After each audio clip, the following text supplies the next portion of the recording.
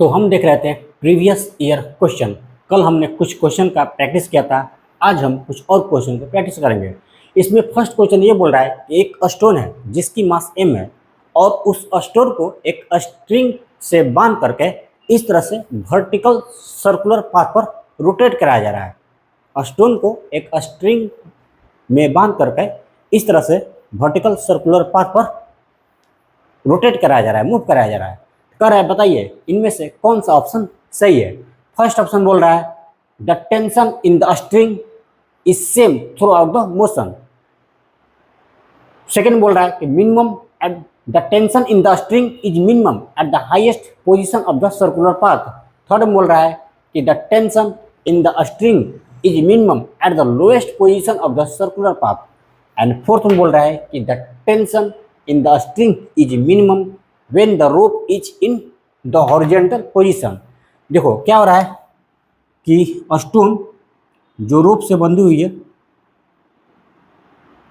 वो एक vertical circular path पर मूव कर रही है। ओके, तो चलो हम कुछ, ये है मान लो लोएस्ट पॉइंट और ये है हाईएस्ट पॉइंट और ये हॉरिजॉन्टल पोजीशन, दो हॉरिजॉन्टल पोजीशन, एक ये लोएस्ट पॉइंट, ये हाईएस्ट पॉइंट। ठीक है, चलो देखते हैं लोएस्ट पॉइंट पर कौन कौन सा फोर्स लग रहा है। तो स्टोन पर नीचे की तरफ फोर्स ऑफ ग्रेविटी mg लाएगी ना, और ऊपर की तरफ टेंशन T लाएगा। इस स्टोन पर नीचे की तरफ एक और फोर्स लाएगी, कौन सा फोर्स लाएगी, तो सेंट्रीफ्यूगल फोर्स F लाएगा। ओके, यहाँ पर देखते हैं, यहाँ पर नीचे की तरफ टेंशन T तो लगेगी ही लगेगी, स्ट्रिंग में टेंशन डेवलप होगी ना, जो किधर होगी, सेंटर की तरफ। और इस स्टोन पर नीचे की तरफ वर्टिकली डाउनवर्ड डायरेक्शन में एक और फोर्स लगेगी, कौन सा फोर्स लगेगी, तो force of gravity mg, force of gravity mg लगेगी। और ऊपर की तरफ क्या लगेगी, तो ऊपर की तरफ सेंट्रीफ्यूगल फोर्स लगेगा F। इधर की बात करें तो इधर भी लगेगा टेंशन T, सेंटर की तरफ टेंशन T लगेगा, नीचे की तरफ फोर्स ऑफ ग्रेविटी mg लगेगी और इधर लगेगा सेंट्रीफ्यूगल फोर्स। सेम इधर भी, इधर टेंशन T लगेगा, नीचे की तरफ mg लगेगा और इधर सेंट्रीफ्यूगल फोर्स लगेगा। ठीक है, ये सारे फोर्स हमने डिटरमाइन कर लिया। हम दो पॉइंट के बारे में सोचते हैं, एक हाईएस्ट पॉइंट, ये हाईएस्ट पॉइंट, और एक है लोएस्ट पॉइंट। लोएस्ट पॉइंट के बारे में सोचते हैं। देखो हाईएस्ट पॉइंट पर क्या हो रहा है, एट हाईएस्ट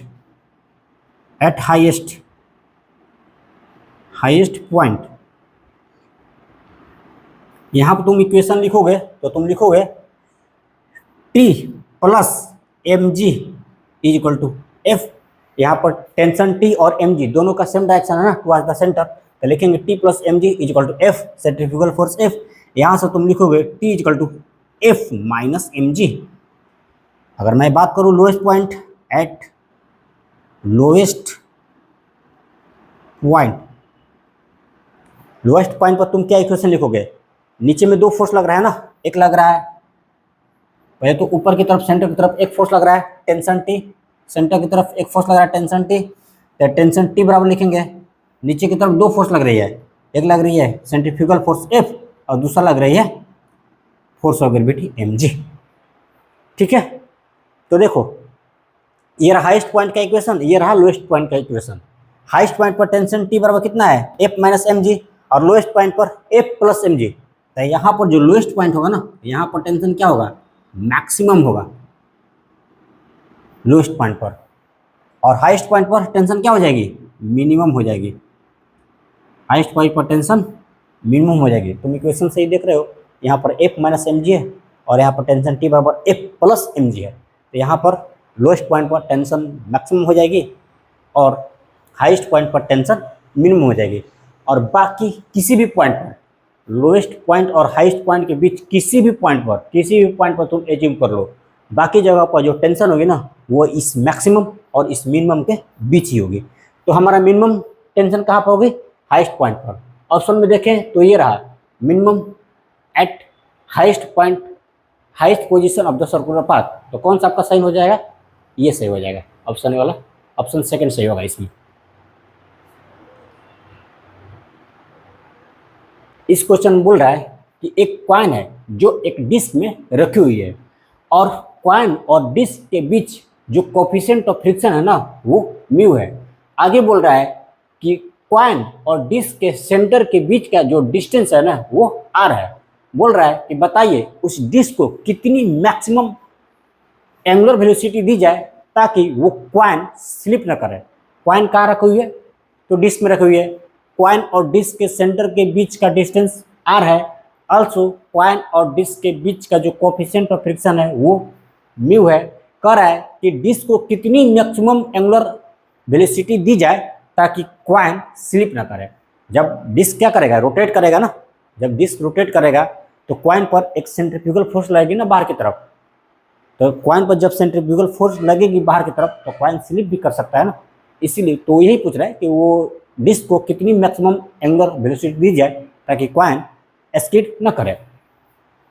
तो चलिए, जब हम टर्निंग ऑफ व्हीकल तुमको पढ़ा रहे थे ना, तो वहाँ पर हमने एक इक्वेशन बताया था कि स्लिप से बचने के लिए हमारे पास एक कंडीशन था, to prevent from slip, to prevent from slip. Slip से बचने के लिए हमने एक इक्वेशन ड्राइव किया था, कहाँ पर, टर्निंग ऑफ द व्हीकल। वहाँ पर हमने किया था कि mu s is greater than और equal to v square upon में आर जी। ये फॉर्मूला, ये रिलेशन यदि आप जानते हो तो अच्छी बात है, नहीं तो फिर आपको यदि इस रिलेशन के बारे में समझना है ना तो आप वो वाला लेक्चर मेरा देख सकते हैं, टर्निंग ऑफ द व्हीकल। वहाँ पर आपको अच्छे से ये कंडीशन समझ में आ जाएगी। तो यदि आप जानते हो तो ठीक है, नहीं तो आप जाकर देख सकते हैं वहाँ पर। तो mu s is greater than और इक्वल टू क्या होता है, वी स्क्वायर अपन में आर जी। यहाँ से हम लिख सकते हैं वी स्क्वायर अपॉन में R ji is less than और इक्वल टू म्यू एस। अब इस इक्वेशन को ऐसे भी लिख सकते हो,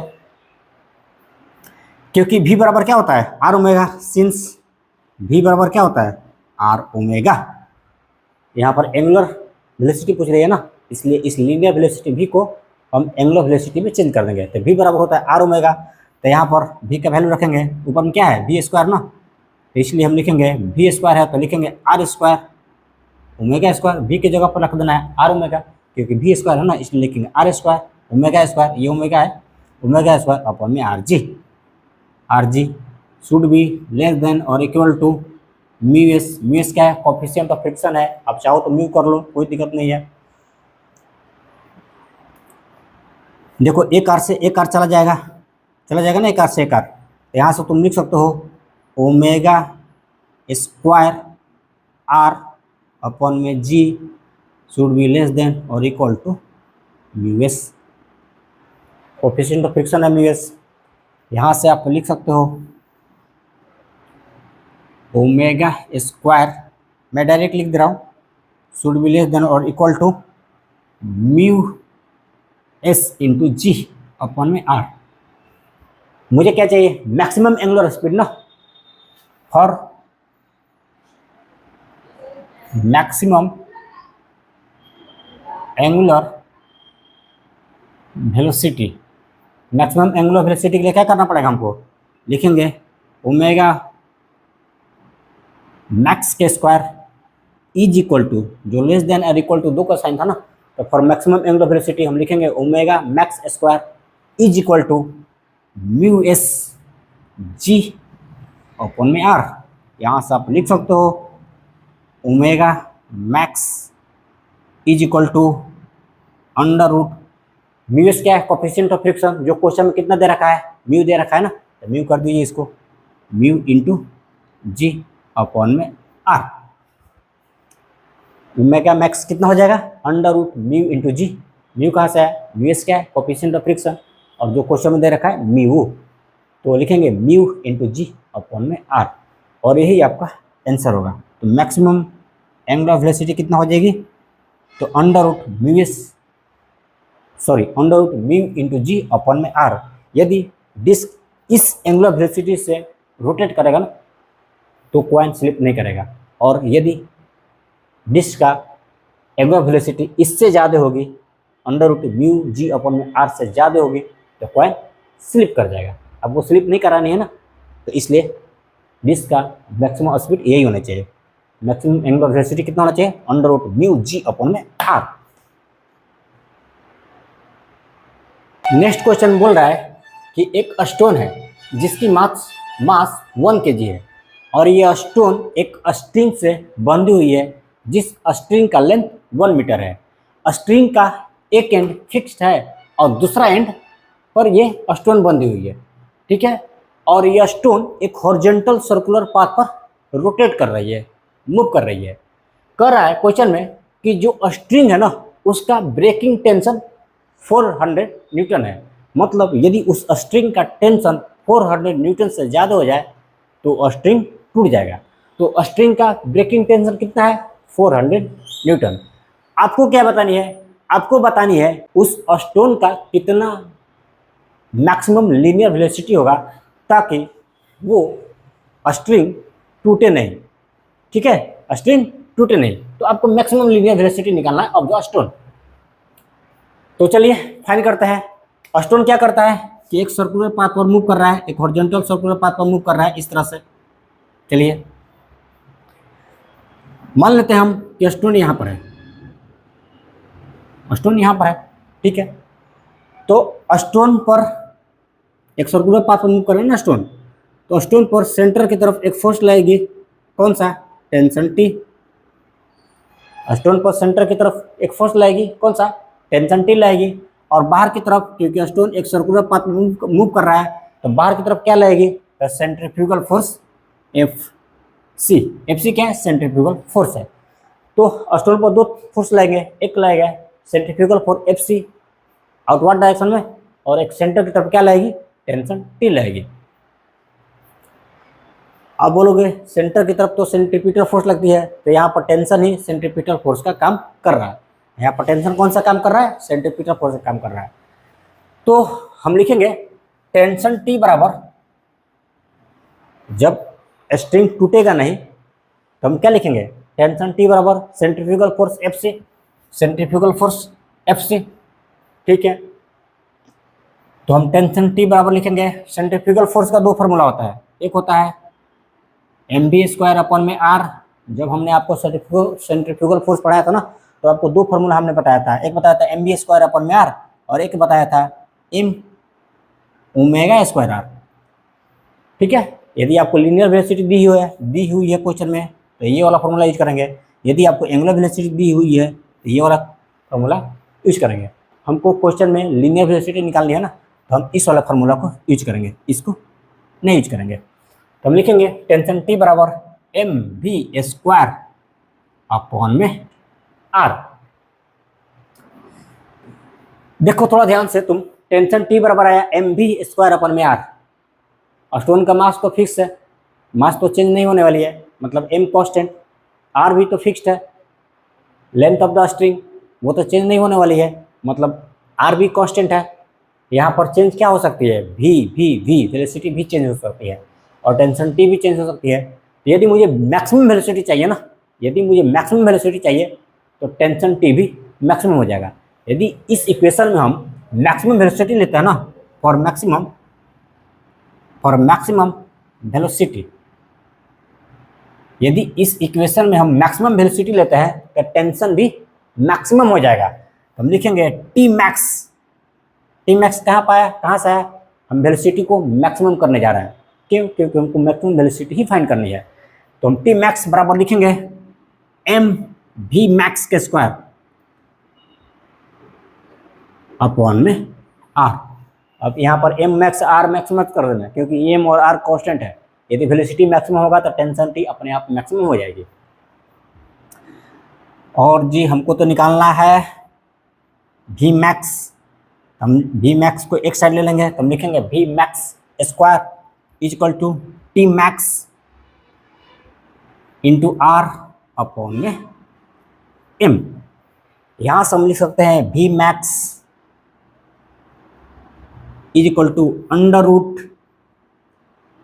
T max into R upon में एम। अब क्या है, वैल्यू पुट करते जाइए और आंसर निकाल लीजिए।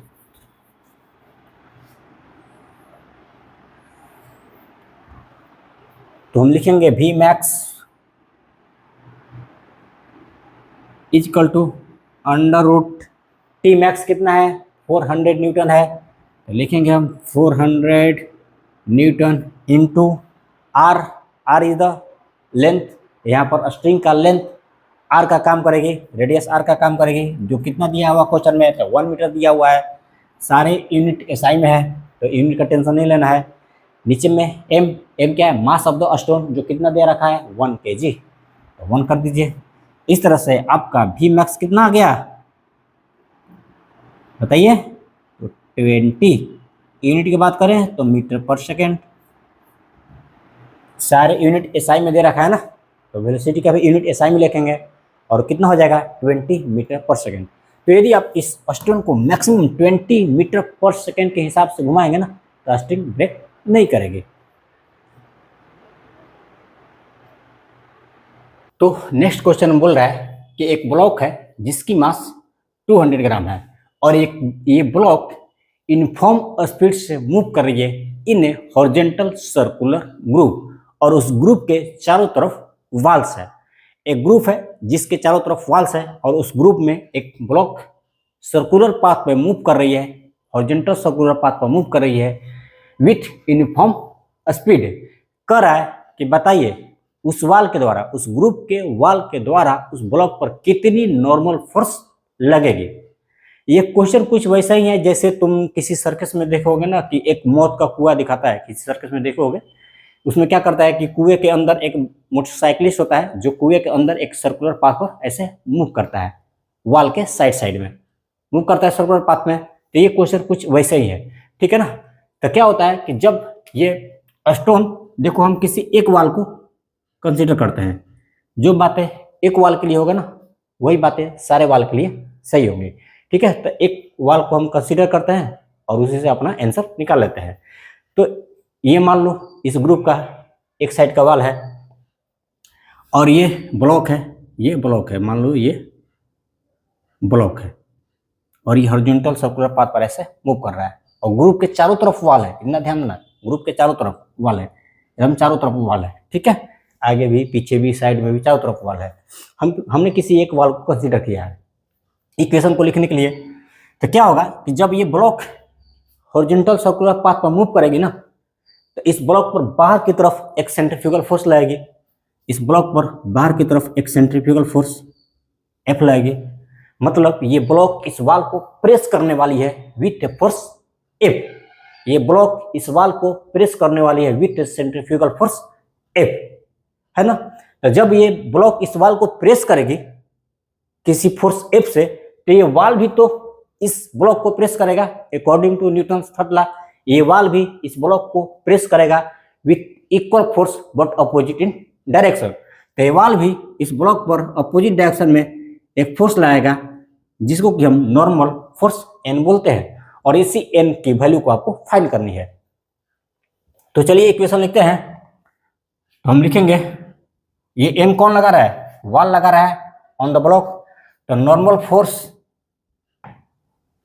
फोर्स एग्जर्टेड बाय वाल, exerted by wall on block कितना हो जाएगी N इज इक्वल टू, ये N इस F के इक्वल होगा ना बट अपोजिट इन डायरेक्शन होगा according to Newton third law. हम लिखेंगे N is equal to F, जहां पर F क्या है सेंट्रीफ्यूगल फोर्स। आप जानते हो सेंट्रीफ्यूगल फोर्स का दो फॉर्मूला होता है mv²/r और एक होता है m⍵²r। तो दोनों में से कोई ले सकते हो, आपकी इच्छा। हम ले रहे हैं mv²/r।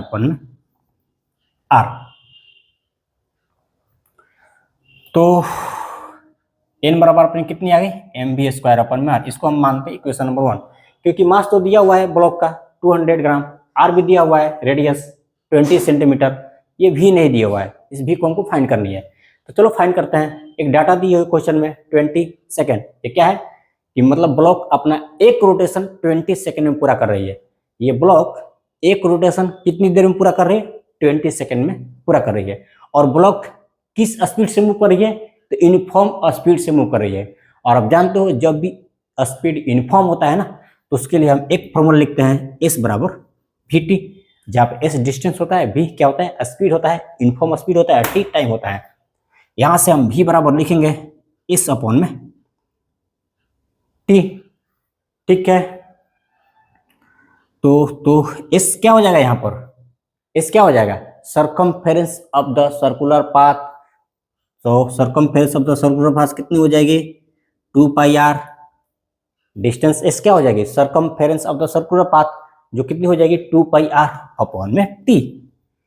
तो भी तो अपने निकल गई, 2 पाई आर अपॉन में टी। इस भी का वैल्यू यहाँ पर पुट कर दीजिए इक्वेशन नंबर 1 में।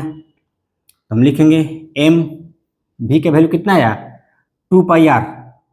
तो क्योंकि भी स्क्वायर है ना, इसलिए हम लिखेंगे 4 एम इंटू 4 पाई स्क्वायर, 2 का square 4 pi square into R के स्क्वायर अपॉन में टी के स्क्वायर, नीचे में टी है ना, इंटू नीचे में यहाँ पर इस इक्वेशन में आर तो है, आर को ही छोड़ देंगे। तो देखो एक आर से एक आर चला जाएगा ना ये, तो यहाँ पर नॉर्मल फोर्स एन बराबर आ जाएगा 4 pi square R M upon में टी स्क्वायर, ये है ना 4 pi square R M upon में टी स्क्वायर। इक्वेशन एक बार फिर से चेक कर लेते हैं, इस बराबर 2 पाई आर अपॉन में टी, तो भी के जगह पर लिखेंगे 2 pi R 4 pi square R square upon में टी स्क्वायर। चल ठीक है, तो एन बराबर इतने हैं, आप क्या करनी है, बस वैल्यू पुट करते चले जाओ। तो वैल्यू पुट करते हैं, 4 को तो वैसे छोड़ देंगे, पाई का वैल्यू पुट करो 3.14 के स्क्वायर इंटू आर क्या है, रेडियस है, और रेडियस कितना दे रखा है, 20 सेंटीमीटर में। क्वेश्चन को जब भी बनाओ सारे यूनिट एक सिस्टम होना चाहिए, तो मैं एसआई में लेके चल रहा हूँ, तो 20 को हम एसआई में चेंज कर देंगे, मतलब मीटर में चेंज करेंगे। तो 20 सेंटीमीटर है ना, ये कितना हो जाएगा, 0.2 मीटर हो जाएगा। फिर उसके बाद एम है, एम कितना है, 200 ग्राम है, इसको हम एसआई में चेंज कर देंगे। एसआई में चेंज करेंगे तो 200 ग्राम कितना हो जाएगा केजी में, तो 0.2 केजी हो जाएगा। ऊपर ला वैल्यू रखा गया, नीचे में टी स्क्वायर है ना, टी कितना दे रखा है क्वेश्चन में, 40 सेकेंड, तो 40 टी स्क्वायर है, तो 40 इंटू 40 करेंगे। ओके, इधर सॉल्व करते हैं। देखो ये पॉइंट जब जाएगा दोनों, ये पॉइंट जब जाएगा तो ये नीचे में क्या आ जाएगी, 100 आ जाएगी ना, 100 आ जाएगी। ओके, अब देखो इसको कटाओ तुम, ये चल जाएगा 20 बार में, फिर इसको कटाओ, ये भी चल जाएगा 20 बार में, और फिर 4 से इसको कटा दो, ये 5 बार में कट जाएगा। तो आप लिखोगे n बराबर, आप कैलकुलेशन स्वयं से भी कर लेना है एक बार।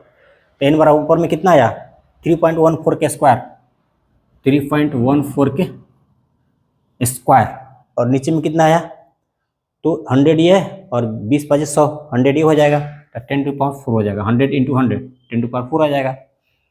और इसको आप सॉल्व करेंगे ना, तो आई थिंक आएगा 9.85 आएगा, इंटू 10 टू पावर, नीचे वाला ऊपर जाएगा ना, -4। यूनिट की बात करें तो, सॉरी यूनिट की बात करें तो कितना हो जाएगा, न्यूटन हो जाएगा ना।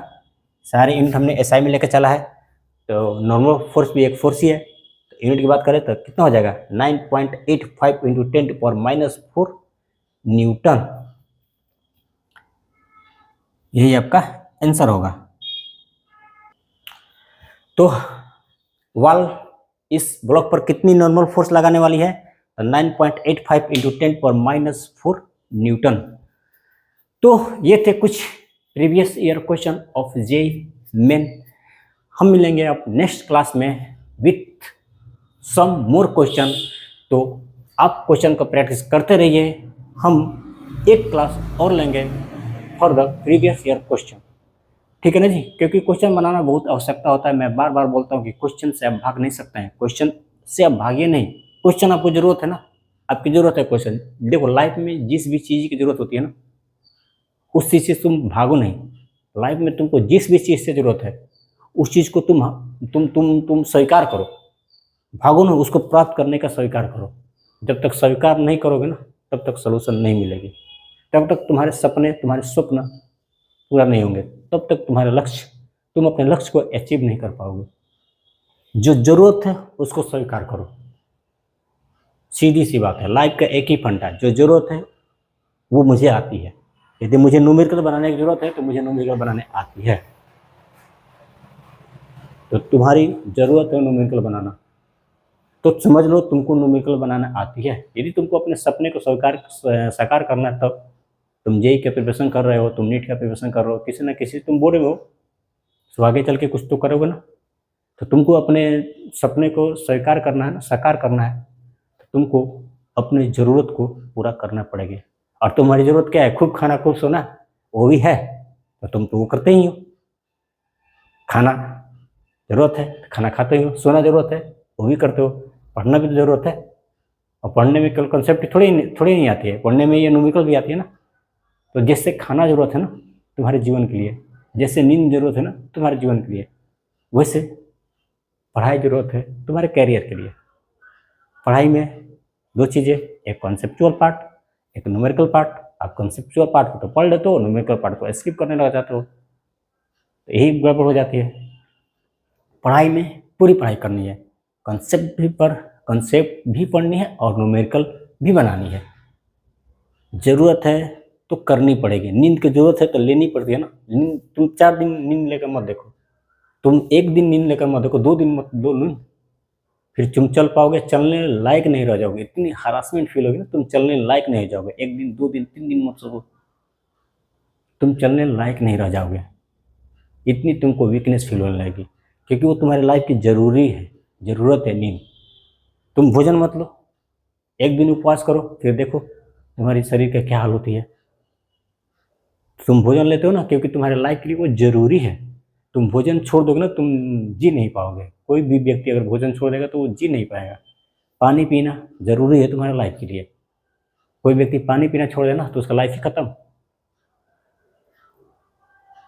ठीक है, तो जैसे भोजन पानी नींद जरूरत है लाइफ के लिए ना, वैसे पढ़ाई जरूरत है तुम्हारे कैरियर लाइफ के लिए। कैरियर लाइफ के लिए यदि आपको कैरियर बनानी है ना, तो ये सब करने पड़ेंगे। ये सब क्या है? पढ़ाई करने पड़ेंगे।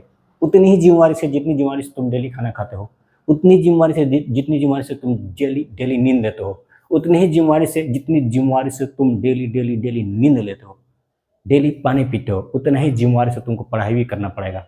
तुम 1 दिन भी पानी पीना नहीं छोड़ते हो, तुम 1 दिन भी सोना नहीं छोड़ते हो, तुम 1 दिन भी खाना खाना नहीं छोड़ते हो, तो तुमको 1 दिन भी पढ़ाई भी नहीं छोड़ना पड़ेगा।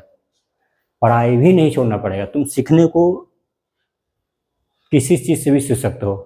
जानते हो ना, everything in the nature is a book. इस नेचर में हर चीज़ एक बुक की तरह है, जो तुमको कुछ ना कुछ सिखा रही होती है। तुम्हारी नींद तुमको सिखाती है, तुम्हारी भोजन तुमको सिखाती है। तुम रोज भोजन करते हो लेकिन उसे सीखते नहीं। जैसे मेरे लाइफ के लिए डेली भोजन की जरूरत है ना, वैसे मुझे मेरे करियर के डेली पढ़ाई की जरूरत है। तुम एक दिन भी स्किप नहीं कर सकते हो। 1 दिन पढ़ाई का स्किप करना मतलब, जैसे तुम 1 दिन उपवास रखते हो ना, तो तुम्हारे शरीर पूरा वीकनेस आ जाती है तुम्हारे शरीर में, तुम चल फिर नहीं पाते हो। उस तरह से तुम्हारा 1 दिन पढ़ाई छोड़ना मतलब तुम हजारों लाखों रैंक पीछे हो जाना तुम्हारे लिए। तो तुमको अभी दिखेगी नहीं ना, वो तो एग्जाम के बाद ही दिखती है। लेकिन ये पता नहीं चलती है कि हमने उस दिन पढ़ाई छोड़ी थी, हमने रेगुलर पढ़ाई नहीं किया था, इसीलिए ऐसा हुआ है। तुम मान लेते हो भाग्य में नहीं था, ऐसा तो सब कुछ नहीं होता है। कर्म पर सब कुछ निर्भर करता है। जो कर्म करते हैं ना, जो कर्मवीर होते हैं ना, वो भाग पर नहीं चलते हैं। तो भाग्य के बारे में नहीं सोचना है। भाग्य और कर्म, मैं किसी दिन भाग्य के ऊपर भी तुमको बताऊंगा और कर्म के ऊपर भी तुमको बताऊंगा, और बहुत अच्छे से बताऊंगा। तो तुमको भाग्य के ऊपर नहीं जाना है, कर्म करते रहना है। जैसे 1 दिन भोजन छोड़ते हो पूरे वीकनेस आ जाती है, तो 1 दिन पढ़ाई छोड़ते हो ना, तो तुम लाखों रैंक पीछे चले जाते हो। और ये तुमको पता तब चलता है जब एग्जाम हो जाती है, तुम्हारी रिजल्ट आती है, उस दिन पता चलता है। लेकिन तुम ध्यान नहीं दे पाते हो ना इस बात पर, हमने इस दिन पढ़ाई छोड़ा था। तो everything in the nature is like a book. तो तुम्हारे डेली भोजन करना भी तुमको एक सीख देती है, तुम्हारे डेली पानी पीना भी तुमको एक सीख देती है, तुम्हारी डेली नींद लेना भी तुमको एक सीख देती है। जैसे भोजन पानी नींद तुम्हारी लाइफ के लिए ज़रूरत है, तुम्हारी लाइफ के लिए ज़रूरत है, डेली का ज़रूरत है, उस तरह से तुम्हारे पढ़ाई भी तुम्हारे कैरियर की ज़रूरत है और डेली का ज़रूरत है। तो पढ़ाई करते रहो, डेली पढ़ाई करते रहो, एक दिन भी स्किप मत करो। Wish you all the best. हम मिलेंगे नेक्स्ट लेक्चर में। Wish you all the best.